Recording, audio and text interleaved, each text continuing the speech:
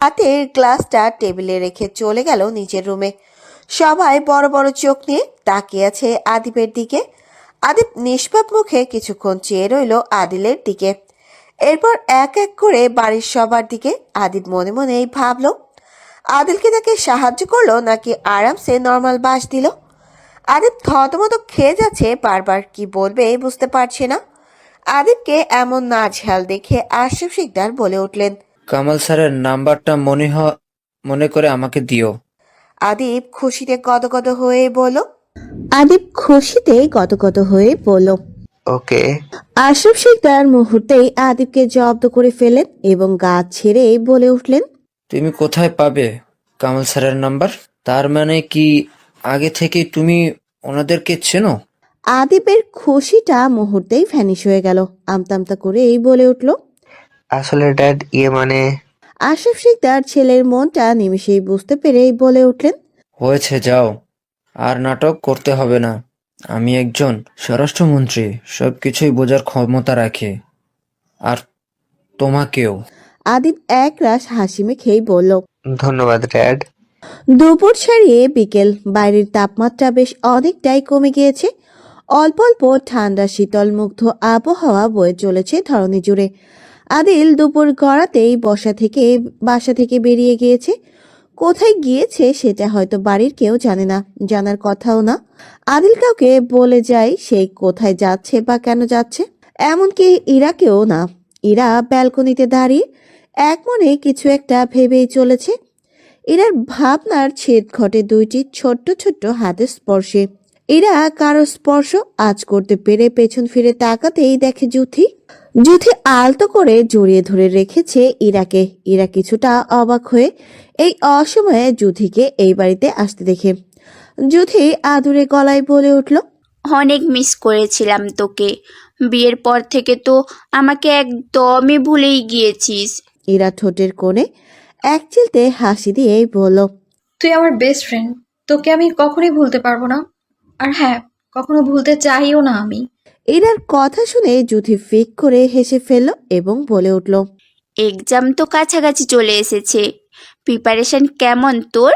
হুম। ইরা মাথা চুলকাতে শুরু করলো। সে তো এক্সামের কথাটা ভুলে গিয়েছিল। প্রিপারেশন একদম জিরো। কিভাবে এই প্রিপারেশন নিয়ে এক্সাম দিবে? ইরা আনমনে ভাবতে লাগলো।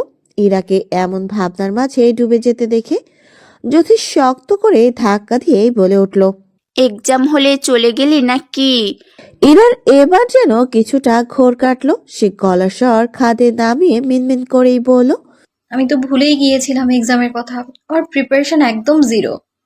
জ্যোতি এবার বেশ স্বাভাবিকভাবেই বলল, ভালোই তো, দুইজনের একদম সেম অবস্থা। এবার না হয় দুজন একসাথে মিলেমিশে ফেল করার মুহূর্তটাকে উপভোগ করব। জীবনে একবার হলেও ফেল করে হলেও এমন স্বভাবের কাজ করতে হবে। ইরা কপাল কুঁচকে ফেল। বড় বড় চোখে তাকিয়ে একটু অবাক হয়ে বলল, ফেল করা বুঝি সওয়াবের কাজ? জ্যোতির সাথে সাথে সম্মতি প্রকাশ করেই বলল, 100%। ইরা বাঁকা হেসেই বলল, তাহলে তুই বছর বছর ফেল করে সওয়াবের কাজ কর। আশরাফ শিকদার এবং ওনার পরিবারের সবাই বসে আছেন ড্রয়িং রুমে। আজকে নতুন করে ঈশান ও যুক্ত হয়েছে তাদের সাথে। নির্বাচনের আদিল জয়ী হবার পর থেকে ঈশান আর শিকদার মহলে আসতে পারেনি নিজের ব্যস্ততার জন্য। হয়তো জ্যোতি আসার কথা না বলে ঈশান আজকেও আসতো না। সোফায় আশরাফ শিকদারের পাশেই বসে আছে ঈশান। আশরাফ শিকদারের সাথে ঈশানের সম্পর্কটা বেশ ভালো বরাবরই। আমি তোকে বারবার নিষেধ করার পর আমার নাম্বার কেন কল করলি? আদিল ক্ষিপ্র মেজাজে কথাটি বলল রিজলুমানকে। রিজলুমান বিরক্তি টেনেই বলল, তাহলে কি করতাম আমি? প্রয়োজন ছিল তোকে? আদিল দাঁতে দাঁত পিষে রাগে রিরি করতে করতে বলল, ফাকিং এর প্রয়োজন? কলটা আমার বউ ধরেছিল। সে নিশ্চয় কখনো চাইবে না তার স্বামী নারী সহ বিভিন্ন অস্ত্র পাচার করুক। রিজলুমানের একরাশ বিরক্তি নিয়ে বলল, সোহাট, সে জানুক, আজ নয়তো কাল সে তো জানবেই। আর যদি এত বেশি সমস্যা হয়ে যায় তাকে নিয়ে, তাহলে ছেড়ে দিয়ে আরেকটা বিয়ে কর। পৃথিবীতে কি মেয়ের অভাব পড়েছে নাকি? আদিল এবার শক্ত গলায় বলল, চুপ কর ইডিয়েট, ফাজলামো করিস না। বউ আমার ইরায় যথেষ্ট। আমি দ্বিতীয় বিয়ের জন্য কোনো রকম ইচ্ছে পোষণ করছি না। রেজলুমান কিছুটা হাসি হাসি মুখ করেই বলল। শালা তুই বউয়ের গোলাম। আদিল শক্ত গলায় বলল। আমিও দেখব বিয়ের পর তুই বউয়ের কি হস। চল, আজকেই তোকে বিয়ে করাবো। রেজলুমান শব্দ করে হেসে উঠল। সে করবে বিয়ে? ইম্পসিবল। মেয়েরা বিশ্বাসের অযোগ্য। তাদেরকে বিয়ে করা মানে নিজের হাতে নিজের জীবনটাকে শেষ করা। কোন রকম এই প্যারা সে জীবিত হতে নিতে চায় না। আর কোন রকম ভুলে বেঁচে আছে সেই ছলনাময়ী নারীকে। আবার কোনো ছলনাময়ী তার জীবনে আসুক সে মোটেও চায় না। লুমান গা ছেড়ে বলে উঠল। বন্ধু, আমি বিয়ে ছাড়াই ভালো আছি, এত দ্রুত বউয়ের গোলাম হতে চাই না। আদিল প্রসঙ্গ পাল্টালো। এবার সিরিয়াস গলায় বলল। আমি তোকে বললাম না, কেবল আমি এমপি হয়েছি, এখনই এত রিস্ক নেওয়া যাবে না। তারপরও কেন আমার অবাধ্য হলি? একদিনে এতগুলো মেয়েকে কিভাবে কিডন্যাপ করলি? সাহায্য করেছে কে তোকে? আদিল বেশ কিছুটা রাগী গলায় কথাগুলো বলল। রেজলুমান আদিলের রাগের কারণটা আন্দাজ করতে পেরে বলে উঠল। টাকা থাকলে বাঘের চোখ ও মেলো, আর সেখানে কিনা সামান্য কয়েকটা মেয়ে। এ তো মেরা বা হাতের ক্যারাম হে। আদিল রাগের রিরি করে দাঁতে দাঁত পিষেই বলল। বোকার মতন কথা বলছিস কেন? তুই এদেশে প্রথম এসেছিস, তাছাড়া তুই কার সাথে হাত মিলেছিস? তোকে এগুলো নিয়ে টেনশন করতে হবে না, আমি এই দিকটা ঠিক সামলে নেব। যদি তোর উল্টাপাল্টা কাজের জন্য আমার কোনো সমস্যা হয়, তাহলে আমি তোকে দেখে নেব। আন্ডারস্ট্যান্ড? আদিল রাগে রাগান্বিত হয়ে দ্রুত জায়গা পরিবর্তন করলো। এইখানে আর কিছু মিনিট থাকলে হয়তো খুনাখুনির পর্যায়ে চলে যেতে হতো। আপনি সারাদিন কোথায় ছিলেন? আমাকে একবারও কল করেননি। এখন আমি পুরনো হয়ে গেছি, তাই না? একদম কথা বলবেন না আমার সাথে। রিমঝিম বেশ রাগ নিয়ে এক নিঃশ্বাস গড়গড় করেই বলে উঠল। সারাদিন আজকে আদিব একবারও কল করেনি, তাই কেন করেনি পরে শুনবে। আগে নিজের রাগগুলোকে ভালোভাবে ঝেড়ে নিক। রিমঝিম একাধারে কথাগুলো শেষ করলো। এদিকে আদিব বেচারা কোনো টু শব্দ পর্যন্ত করছে না। তাই দেখে রিমঝিম আরো রেগে গিয়ে বলল। এই যে ডাক্তার সাহেব, অজ্ঞান হয়ে তাল হারিয়ে বেসামাল হয়ে পড়ে আছেন নাকি? রিমঝিম এইটা কি বলল? আগাগোড়া সবটাই কেমন অদ্ভুত। আজকে আদিবের ফোন থেকে কলটা কলি করেছে, কিন্তু রিমঝিম কোনো কিছু না শুনে এক গোষ্ঠী কথা শুনিয়ে দিয়ে দিল। কলি রিমঝিমের বকা খেয়ে কপাল কোচকে আদিবের দিকে তাকিয়ে আছে। এদিকে বেচারা আদিব ঠোঁটের ঠোঁট খামড়ে হাসতেছে। কলির রাগে কটমট করেই উঠল। রিমঝিমের বাচ্চা, আমি কলি, তোর ডাক্তার সাহেব নয়, ইডিয়েট। কলির নামটা শোনার সাথে সাথে রিমঝিম মুখটা গম্ভীর করেই বলল। তোর ফোনে কি হয়েছে? ওনাটা দিয়ে ফোন দিয়েছিস? কলি রেগে এক ধমক দিয়েই বলল। চুপ কর কুত্তা। সরি পাখি, ভুল করে বকা দিয়ে ফেলেছি, আর হবে না। দেখ, কান ধরছি। কলি এবার মনটাকে নরম করে শব্দ করে হেসে দিয়ে বলল। বিয়ের আগেই ঠিক মতন নাট বল্টু টাইট করে রেখো প্রিয় ভাবি। তোমার হতচ্ছাড়া না হওয়া স্বামী কিন্তু বড্ড বাঁদর। কলির এমন কথা শুনে রিমঝিম শব্দ করে হেসে উঠল। এদিকে বেচারা আদিব মহাশয় বড্ড গাল ফুলালো। তাকে বারবার ইনসাল্ট করা হচ্ছে। একজন বোন তো আরেকজন হবু বউ, কাকে কি বলবে সে একদম জানে না। আদিব ফোনটা কলির থেকে টেনে নিয়ে হিসিয়ে বলল। এই যে ম্যাডাম, আপনি কেমন বউ? হ্যাঁ, আপনার সামনে আপনার স্বামীকে ইনসাল্ট করা হচ্ছে, আর আপনি কিনা দাঁত চেপে হাসছেন। ছি, আজ সমাজ কোথায় আর আমি কোথায়! সত্যি আজ আমি লজ্জিত, এবং আমরা পুরুষ জাতি বড্ড অবহেলিত। আদিব তো কথা শেষ করতেই পারল না। তার আগেই এই পাশ থেকে কলি হি হি করে হাসতে শুরু করলো। আরেকদিকে রিমঝিম। আদিব কাকে কি বলবে, কি বোঝাবে এদেরকে? সব বাদ। এবার আদিব কপালে হাত দিয়ে বসে পড়ল। এই বউ আর বোন এক বাড়িতে এসে থাকলে তাকে যে কতবার নাজেহাল হতে হবে স্বয়ং আল্লাহ মালুম। কলির দাঁত চেপে হাসছে তো হাসছেই। কলির আদিব বালিশ ছুঁড়ে মারল কলির মুখে। রাগে রিরি করেই বলে উঠল। কুত্তা, বের হ আমার রুম থেকে। দরকার নাই তোর মতন বোন নামক ঘটকদের। কলির বালিশটা ক্যাচ ধরলো, আবারও শব্দ করে হাসতে শুরু করলো। কলির এমন ভাবে হাসাহাসি করতে দেখে পাশের রুম থেকে ঈশান, জুথি, ইরা সবাই চলে এসেছে রুমে। আর একটু শব্দ করে হাসলে হয়তো বাড়ির বড়রাও চলে আসতো। আদিব ইরা এবং ঈশানকে দেখে কিছুটা সংকোচ বোধ করলো। তাতেই বাকি সবাই তো বন্ধুর মতো। ঈশান সোজা গিয়ে বসলো আদিবের পাশে, আর জ্যোতি এবং ইরা বসলো কলির পাশে। কলি সেই আগের মতন হাসছেই, তা দেখে ইরা বলল। কলি ঠিক আছো? কলি একটু থেমেই বলল, আমি ঠিক আছি ভাবি, তোমার দেবর কিন্তু ঠিক নাই। ইরা এক পলক আদিবের দিকে তাকালো, ফের বলল, কই আদিব তো ঠিকই আছে। তাই ইরা এবার আদিবকে জিজ্ঞাসা করলো। কি হয়েছে ভাইয়া, ঠিক আছেন আপনি? আদিব বেশ স্বাভাবিকভাবেই বলল। জি ভাবি, আমি ঠিক আছি। আদিবের হাতের ফোনটা স্পিকারে দেওয়া। হয়তো রিমঝিম এতক্ষণে সবার উপস্থিতি প্লাস সবার কথাগুলো শুনে নিয়েছে। আদিব সেই স্পিকারটা কমানোর চেষ্টা করতে লাগলো। ঠিক তখনই অপর পাশ থেকে রিমঝিম বলে উঠল। আসসালামু আলাইকুম ভাবি। ইরাকে হঠাৎ করে ভাবিকে ডাকলো। তার গতিবেগ বুঝতে চেয়ে ইরা পেছন ফিরেই তাকায়। আশ্চর্য, কেউ নেই, তবে কে ডাকছে তাকে? আদিব এতক্ষণে বারবার ফোনের দিকে দেখছে, তাই ইরার এবার আর বুঝতে বাকি রইল না তাকে ভাবি বলে সম্বোধনটা ফোন থেকেই করা হয়েছে। তাই ইরা হাত বাড়িয়ে দেয় ফোনের দিকে, মানে বোঝাতে চাইছে যে ফোনটা তার হাতে দেয়া হোক। ইরা হাত বাড়ানোর সাথে সাথে আদিব ফোনটাকে ইরার হাতে তুলে দিল। ইরার কথা বলার আগে আবারও রিমঝিম বলল। ভাবি, আমি রিমঝিম, কলির বেস্টু, শুনতে পাচ্ছেন? ইরা আদিবের দিকে তাকিয়ে মিষ্টি হেসে ফোকাস করলো ফোনের দিকে। জি আপু, শুনতে পাচ্ছি। কেমন আছো আপু? রিমঝিম মিষ্টি করেই বলল। আলহামদুলিল্লাহ ভালো আছি ভাবি। ইরা নিজের মনের কৌতূহল দূর করতে প্রশ্নটা অবশেষে করেই ফেলল। তুমি কি কামাল স্যারের মেয়ে? জি ভাবি। আপনি কি আমার আব্বুকে চেনেন কোনোভাবে? ইরা এবার পিট করে তাকালো আদিবের দিকে। আদিব সে তো লজ্জায় ঠোঁট কামড়ে হাসতেছে মিনমিনিয়ে। ইরা এবার বলল। ইনশাআল্লাহ আগামীকাল আমরা আসছি তোমায় দেখতে, আমার একমাত্র দেবরের জীবন সঙ্গী করতে। রিমঝিম লজ্জায় লাল হয়ে গেল। আদিবের পরিবার থেকে সরাসরি বিয়ের বিষয়ে কথা বলেছে। এত বড় সম্মানিত পরিবারের বউ হয়ে যাওয়াটা কেমন ভাগ্যের ব্যাপার। রিমঝিম চুপটি করে বসে রইল বেশ কিছুক্ষণ, আর এই পাশ থেকে সবাই অপেক্ষা করছে ওর উত্তরের। আদিব রিমঝিমের লজ্জার কারণটা বুঝতে পেরেই বলে উঠল। ভাবি, আমার বউটা কেমন লজ্জা পাচ্ছে, প্লিজ ফোনটা আমাকে দিয়ে দিন। আদিবের কথায় সবাই শব্দ করে হেসে উঠল। পাশ থেকে জুথি বলে উঠল। বিয়ের আগেই কত প্রেম ভালোবাসা বেয়াই, এই প্রেম ভালোবাসা কি বিয়ের পর এমনই থাকবে? আদিব সবাইকে উপেক্ষা করে বলে উঠল সশব্দে।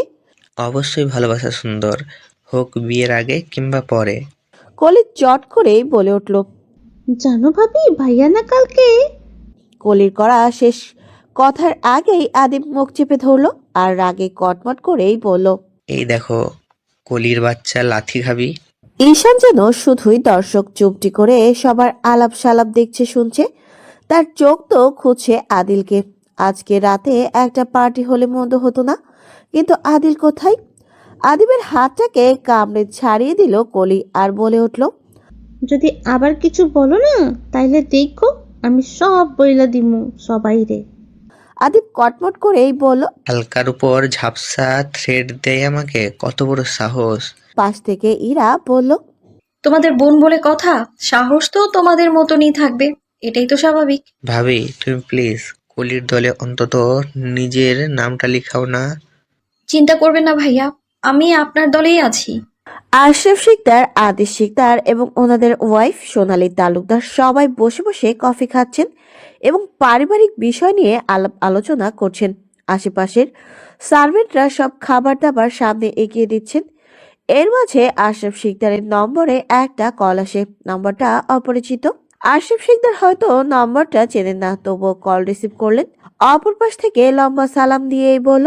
স্যার, মিডিয়াতে আপনাদেরকে নিয়ে বেশ কিছুটা জটিলতা সৃষ্টি হয়েছে। আশরাফ শিকদার মুহূর্তেই সোফা থেকে উঠে গিয়ে টিভি অন করলেন। বিশেষ করে সবাই টিভিতে ঢুকেই দেখতে পান বেশ কয়েকটা মেয়ের সাথে পুলিশ সহ আরো অপর মহলের বড় বড় জায়গার লোক গ্রেপ্তার। ধারণা করা হয়েছে এই মেয়েগুলোকে পাচার করার জন্য চেষ্টা করা হয়েছিল। তার সাথে জড়িত আছে বেশ আরো অনেকেই। খোঁজ নেওয়া হয়েছে এতে বড় বড় রাজনীতিবিদরাও জড়িত থাকতে পারে। এমনটাও হতে পারে এই কাজের সাথে আশরাফ শিকদার এবং ওনার ছেলে আদিল শিকদার ও জড়িত থাকতে পারে, যেহেতু তারাই এখন সর্বোচ্চ উপরে আছে রাজনীতির দিক থেকে। সেই হিসেবে ধারণা করা হচ্ছে এখন সঠিক প্রমাণ পাওয়া যায়নি, তবে দ্রুত প্রমাণ সহকারে সব এভিডেন্স তুলে ধরা হবে সবার সামনে। বিশেষ করে সবার টার্গেট আদিল শিকদারের দিকে। এর আগে কখনো নারী পাচার নিয়ে তেমন কোনো জটিলতা ছিল না, নতুন এমপি আসার পরই এমন হলো। আশরাফ শিকদার সহ বাড়ির প্রতিটি মানুষ কপাল কুঁচকে তাকালেন আশরাফ শিকদারের দিকে। এদের এমন তাকাতাকি দেখে আশরাফ শিকদার লজ্জায় লাল হয়ে গেলেন। তার এক মুহূর্তের জন্য মনে হচ্ছে হয়তো তাকে নতুন করে আরেকটা বিয়ে করানো হবে, তাই সবাই মিলে তাকে দেখতে এসেছে। আহা, যদি এমনটা হতো মন্দ হতো না। আশরাফ শিকদার মুচকি মুচকি হাসেন। এবার তার ভাবনায় এসে কড়া নাড়ছে বারবার। অহনা শিকদার ভয়ঙ্কর দৃষ্টি মেলে তার দিকে নজর বোলাচ্ছেন। এদিকে বেচারা আশরাফ শিকদারের হুঁশ নেই। অহনা শিকদার রাগে কটমটিয়ে উঠলেন, কিছু বলতে যাবে, ঠিক তখনই আশরাফ শিকদারের চোখ পড়ে অহনা শিকদারের দিকে। আশরাফ শিকদার খ্যাক করে গলা পরিষ্কার করেই বললেন, তুমি এমন করে তাকিয়ে আছো কেন? খেয়ে ফেলবে নাকি? অহনা শিকদার নিজের মাঝে রাগকে এবার আর নিয়ন্ত্রণ করতে পারলেন না, বরং বলেই ফেললেন, এই বয়সে নারী পাচার, ছি। আশরাফ শিকদার রাগে কটমটিয়ে উঠলেন। তাকে কিনা নারীর দালাল মনে হয়? আশরাফ শিকদার রাগে রিরি করেই বলে উঠলেন, ছি, আজ সমাজ কোথায়, আমার সম্মান কোথায়? আমি একজন স্বরাষ্ট্রমন্ত্রী হওয়ার পরও কিনা এইসব দালালি করব? ছি। অহনা শিকদার কপাল কুঁচকেই বলেন, স্বরাষ্ট্রমন্ত্রী হবার পরও কিনা দালালি করো? আশরাফ শিকদার রেগে গেলেন, বড্ড রেগে গেলেন। তাকে কোনোভাবে বিশ্বাস করা যাচ্ছে না কেন। আশরাফ শিকদার রাগে রিরি করে নিজের রুমে চলে গেলেন। তার কোথাও শান্তি নেই, সম্মান নেই। তার জীবনে ভালোবাসা এবং সম্মানের বড্ড অভাব। সে অতি দ্রুত আবার আরেকটি বিয়ে করবে। একজন রাজনীতি স্বরাষ্ট্রমন্ত্রীর একটা বউ মানায় না, কমপক্ষে ডজন খানেক প্রয়োজন ছিল।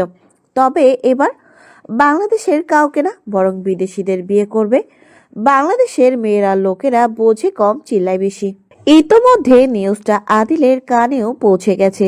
যে ভয়টা পেয়েছিল ঠিক সেইটাই হলো। এতগুলো লোককে আদিল সেভ করবে কিভাবে? রিচ কিনা, পুলিশকেও সাথে জড়িয়েছে। নর্মাল মানুষ তাদেরকে তো যেভাবে হোক ছাড়ানো হবে, তবে যারা পুলিশ তাদের কি চাকরি প্লাস সম্মানটা থাকবে? এর মাঝে রিফাত সব ধরনের খোঁজ খবর নিয়ে ফেলেছে সবাইকে নাকি আব্দুল মামুন প্ল্যানিং মাফিক খুব বুদ্ধিমত্তার সাথে ধরছে। আশা করা যায় এর সাথে যারা আছে তাদেরকেও অতি দ্রুত ধরে ফেলবে। আদিল চেয়ারে শক্ত হয়ে বসে আছে। মনে হচ্ছে এই মুহূর্তে এক কোপ দিয়ে মাথা থেকে মুন্ডুটা আলাদা করে দিতে। নিষেধ করার পরও কিনা উল্টোপাল্টা করলো। আদিল রিফাতকে বলল, তুমি যাও, প্রয়োজন হলে তোমাকে আবারও ডাকবো। অনেকদিন পর কোম্পানির কিছু ইম্পর্টেন্ট কাজের জন্য অফিসে এসেছিল। এর মাঝে রিফাত মিডিয়াতে এসে দেখে এসব আদিলকে বলল। আদিল ফোন বের করে কল করলো সেভ করা নাম্বারে। একবার, দুইবার, তিনবার, তারপরও রিজলুমান কলটা ধরলো না। কেন ধরছে না কলটা? আদিলের রাগে মাথা টনটন করছে, মেজাজ হারিয়ে যাচ্ছে বারবার। রিজলুমান কেন ধরছে না কল? তাহলে কি ওকেও পুলিশ? আদিল পরের কথাটা শেষ করতে পারলো না, তার আগেই ফোনটা কাঁপতে শুরু করলো। হয়তো ফোনটা সাইলেন্ট ছিল। কলটা আসার সাথে সাথে আদিল কল রিসিভ করলো। রিজলুমানের কিছু বলার আগেই আদিল শব্দ করে রাগে রিরি করে বলে উঠল, সরের বাচ্চা, কুত্তার বাচ্চা, আমার থেকে বেশি বুঝলি কেন? বলেছিলাম না বারবার, বেশি বালপাকনামি করিস না। কুত্তার বাচ্চা, যদি ভুল করে আমার সামনে পড়িস, তোর মন্টু কেটে আমি ফুটবল খেলবো, ইডিয়েট। রিজলুমান বারবার বলছে, আগে শুনবি তো। না, কোনো কিছুই শোনা নেই আমার। ইমিডিয়েটলি দেশ ছাড়। এই মুহূর্তে আমাকে বাধ্য করিস না তোর রুমে আসতে। রিজলুমান আর কথা বাড়ালো না, বরং দীর্ঘশ্বাস টেনেই বলল, ওকে। ইরাত, জুথি, কলি তিনজন মিলে একসাথে এতক্ষণ টিভিতে এই নিউজটাই দেখলো। ওপস, কি শান্তি, সবাই মুক্তি পেয়ে গেল। এবার সবাই বাড়ি ফিরবে সবার পরিবারের কাছে। এরা তো মনে মনে বড্ড খুশি। কি যে অদ্ভুত এক শান্তি লাগছে বলে বোঝানোর মতন নয়।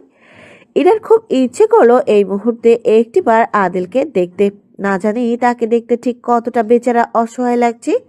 ইরা মনে মনে একগাল হেসে নিল। আজকে রাতে এসে অনেক আগেই ঘুমাবে না, বরং অপেক্ষা করবে আদিলের জন্য, তার অসহায় মুখখানা একটিবার দেখার জন্য। স্বামীর জন্য অন্তত এইটুকু ভালোবাসা থাকা প্রয়োজন। বড্ড ভালোবাসি আপনাকে, অসভ্য বাজে লোক। I waiting for you Sikdar সাহেব। ঘড়ির কাঁটা টুংটাং আওয়াজ তুলে গভীর রাতে সূচনা আরম্ভ করছে। রুমের মাঝের বড় দেওয়াল ঘড়িটা বেজেই চলেছে কিছু সময়। হ্যালো বন্ধুরা, পরবর্তী পার্ট খুব তাড়াতাড়ি আসবে, তো সবাই অপেক্ষায় থাকো। আর চ্যানেলটি যারা এখনো সাবস্ক্রাইব করোনি তারা পরবর্তী পার্ট দেখার জন্য চ্যানেলটি সাবস্ক্রাইব করে রেখো। ধন্যবাদ সবাইকে, আমাদের সাথেই থেকো।